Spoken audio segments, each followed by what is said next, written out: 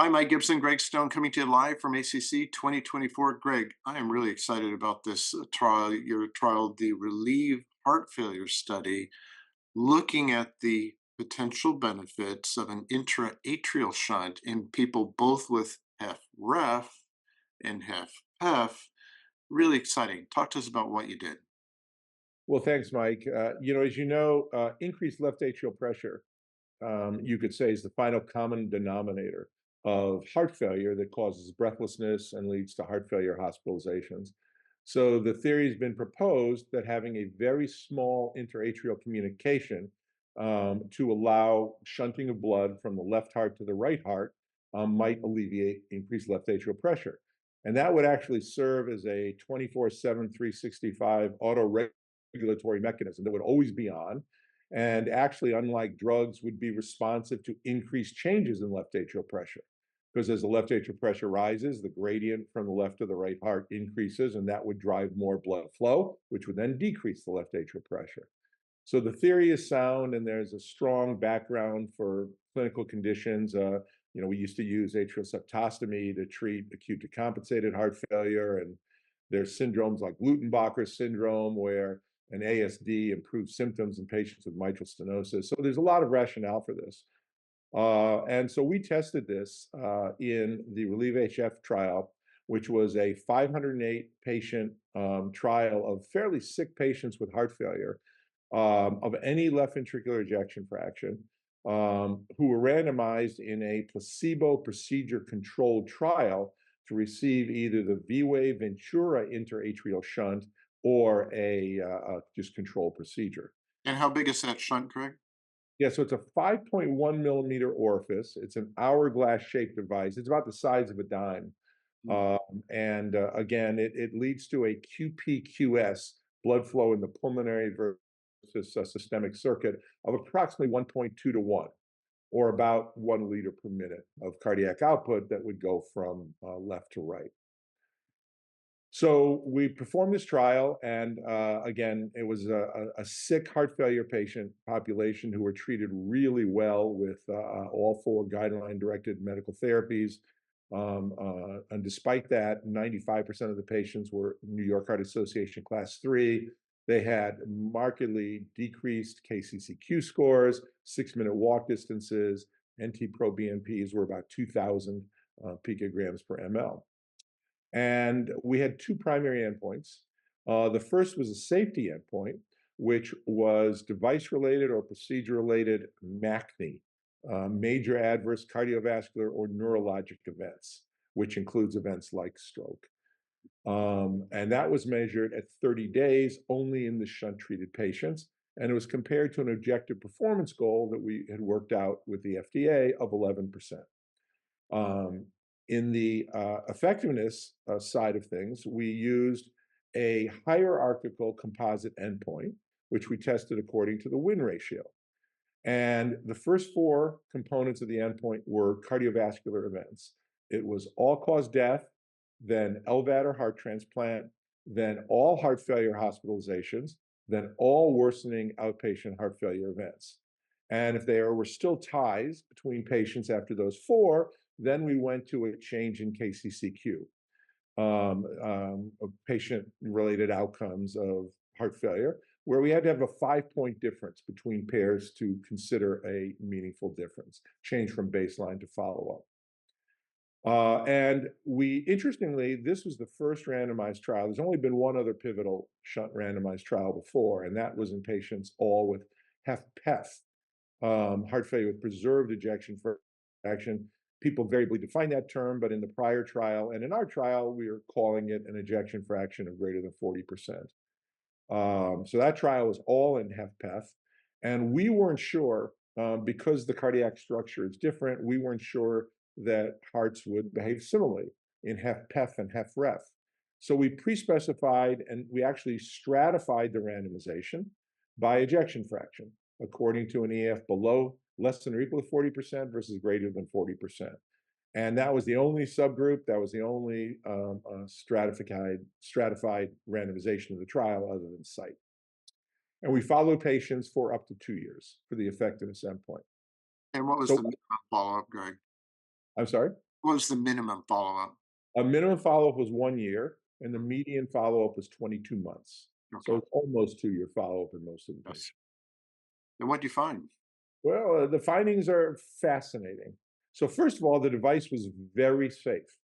There were zero device or procedure-related major adverse cardiac or neurologic events, which of course 0% compared to 11% performance goal easily passed that metric with a p-value of less than 0.0001. And in fact, through 2-year follow-up, there were no device-related events. So extremely safe therapy. The primary effectiveness endpoint was not met in the entire trial. If you look at the 5 levels of the win ratio, actually they all were relatively similar, some imbalances here and there, but the overall p-value was 0.20 for the primary effectiveness endpoint. But where things get fascinating is when we look at the stratified randomization. There was a significant interaction using the win ratio on the stratified randomization with a p-value of approximately 0.02, where outcomes were better in patients with heart failure with reduced ejection fraction, and they were worse in heart failure with improved ejection fraction. If we drill down and now look at just the cardiovascular outcomes, okay, and we separate that for a minute from KCCQ, the heart cardiovascular outcomes. Patients with heart failure with a reduced ejection fraction had approximately a 50% burden in all cardiovascular events during 2-year follow-up, with the curves continuing to diverge at 2 years, a big difference. It was driven by a statistically significant reduction, about a 2-fold decrease in heart failure hospitalizations, but there was a trend towards a 1/3 reduction in all-cause mortality, a p-value of 0.051 for an 84% reduction in LVAD and heart transplant. So, I mean, everything was going in the right direction. Staying with cardiovascular outcomes, on the other hand, if we go to the patients with ejection fractions of greater than 40%, there was a 68% increase in cardiovascular events with a 3-fold increase in mortality. The mortality was all-cause mortality at 2 years was approximately 5% in the placebo procedure group and 16% in the patients with a preserved ejection fraction who received a shunt. There was also a doubling of heart failure hospitalizations in that group as well. So and that interaction for just cardiovascular events was less than 0.0001. So Wow. huge Wow. difference Yeah. in the way these two different clinical syndromes responded. And then to finalize the picture, if we look now at the changes in the Kansas City Cardiomyopathy Questionnaire, which is a validated instrument that's in the past has correlated well with both survival and freedom from heart failure hospitalizations if you have an improved KCCQ. In the overall trial, there was approximately a 10 to 12% improvement in KCCQ in both arms, and very, very similar. So in the placebo group, obviously a substantial placebo effect. And we did not see a difference in the shunt group, which is consistent with the overall group showing no difference in cardiovascular events. However, if we look now at the HfrEF and the HfpEF groups, stratified by that 40% ejection fraction cutoff, in the patients with reduced ejection fraction, where the shunt patients did substantially better in terms of, more than half reduction in heart failure hospitalizations, no difference in KCCQ. They improved equally in both groups. And perhaps even more strikingly, if we look at the patients with a preserved ejection fraction, all of the patients felt better. They all had about 10-point improvements in KCCQ, even though the shunt-treated patients had doubling of their heart failure hospitalization rates and tripling of mortality. But within this trial, they said they were feeling better. So there's a lot of implications, obviously, from the RELIEVE-HF trial for the patients in Europe, where there are 3 of these devices that are currently on the market, actually, that have been CE marked. And for future investigation in the United States, there are about 10 companies that are in active investigation of intraatrial shunt devices. Wow, just wow, Greg. Well, first of all, congratulations. Amazing work. Uh, let's start with all these implications. I think one of the big ones is HfpEF a viable target now? Well, first of all, let me back the truck up here. Why do you think it worked in HfrEF but not in HfpEF? What's the pathophysiologic mechanism there? Sure. Well, of course, we can't, the study wasn't designed to determine mechanisms, but we did have serial echoes at a lot of different points in time. And we've looked at the baseline echoes and at the 1 year echoes, core lab analyzed, of course, in the two groups separately. And it turns out, and then you can plot this according to Frank Starling curves, and you can understand, I think, pretty clearly what happened. And it turns out that in HfrEF, the hearts were quite compliant, and they could accommodate the increased blood flow from left to right. So there was not an increase in right ventricular dimensions or IVC diameters. There was not an increase in pulmonary artery pressures. Um, uh, uh, TAPSE was good. Right ventricular fractional area shortening was maintained. If anything, cardiac output slightly improved, and left ventricular dimensions also were well preserved. And so if you look at the way that happens, it looks like by perhaps moving patients along the Frank Starling curve, where they were on a declining limb, we may have actually improved cardiac function on the left side without hurting right side cardiac function. Now, in contrast, in the patients with an ejection fraction of greater than 40%, there we know the heart is stiff. The heart is non-compliant. That's the main cause. They've got normal, pumping chamber systolic function, but they've got a stiff ventricle that can't fill. And we saw that even more markedly on the right side of the heart, where those patients couldn't accommodate the increased left to right blood flow. The right ventricular dimensions increased, IVC dimensions increased, right ventricular function got worse. Mean pulmonary artery pressure went up from about 31 to 37 millimeters of mercury, so about a 6 millimeter change.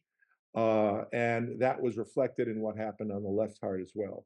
So we substantially seems to have worsened right heart function in these sick patients with heart failure with preserved ejection fraction. Amazing. So then the implication uh, is HFpEF a viable target moving forward? Well, you have to, and everyone's going Keeping to. in mind you used a small 5 millimeter shunt here. Yeah, exactly. This is one of the smallest shunts Mhm. of all the shunts that are being studied, and so you'd wonder what would happen with an even larger shunt, which would Right. afford more blood flow in both HFrEF and HFpEF. So you've got to put these results in perspective with the one other trial that was done in HFpEF, in which there was no overall difference between groups, but they did identify about a quarter to a third of patients that might have been harmed. But those patients were much lower risk than the patients that were enrolled in this trial. They had an all-cause mortality rate of approximately 1% in the control group, where it was 5% in this trial.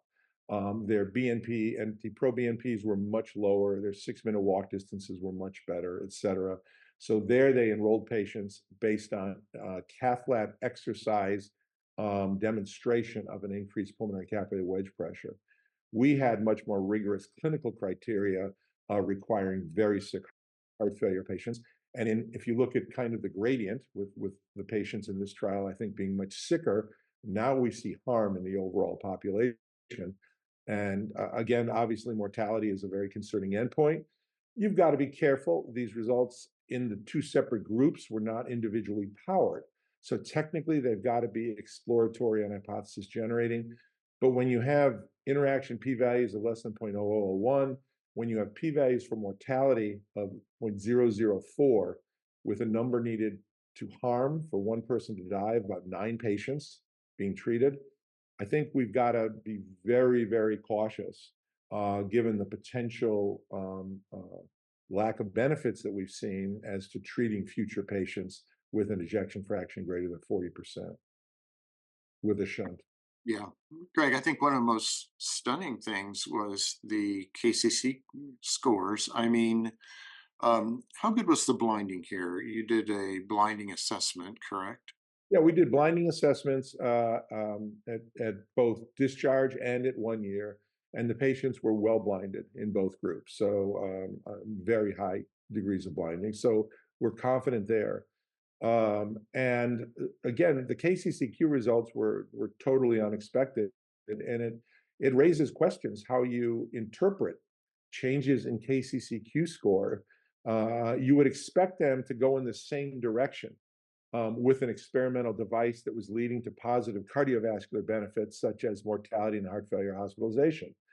And we saw that it was totally divorced by Right. the clear distinctive outcomes in the reduced and preserved ejection fraction group. So I think it raises questions as how you interpret this particular metric in blinded and by implication in open label trials, And in single arm studies. and particularly in single arm studies as well. Really, I mean, it has, in my mind, makes you wonder about some recent approvals of some products based on that score in the tricuspid space.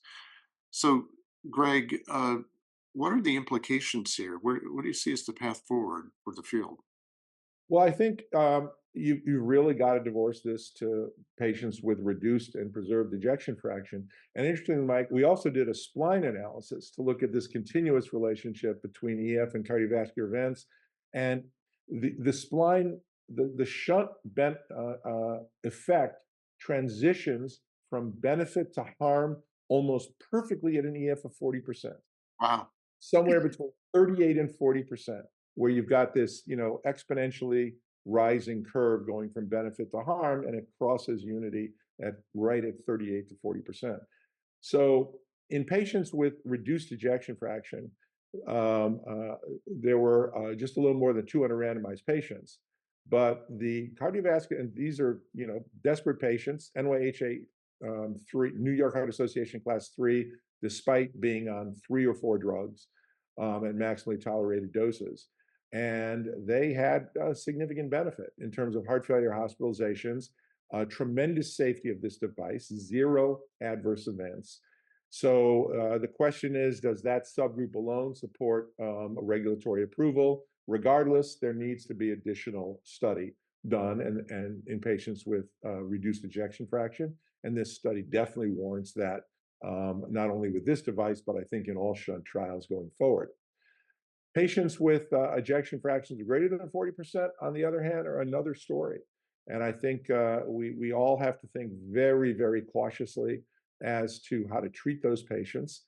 The question also has come, well, what do you do if you have a patient now that has a shunt in, who's got an ejection fraction greater than 40%? And we're thinking about that. More than half those patients have had no events. So, that's good news. But we're thinking and working with FDA on what that approach might be. But the real question is, should there be additional shunt implants in patients with an ejection fraction of greater than 40%? If any such patients might benefit, what would the profile of those patients look like? Um, uh, um, I think that's right now an issue we've all have to think more about and grapple with before, making strong recommendations. Well, as always, Greg, ask an honest question, do an honest trial. You end up with 10 different questions at the end of it rather than one primary endpoint. The primary endpoint is you've seen here is just one way we look at trials. So wow, just wow. Thanks for the deep dive, Greg. Congratulations. We learned a lot. Thank you for your leadership. Thanks for joining us here today. And thanks to all of you for joining us here live from ACC 2024. My pleasure, Mike. Thank you.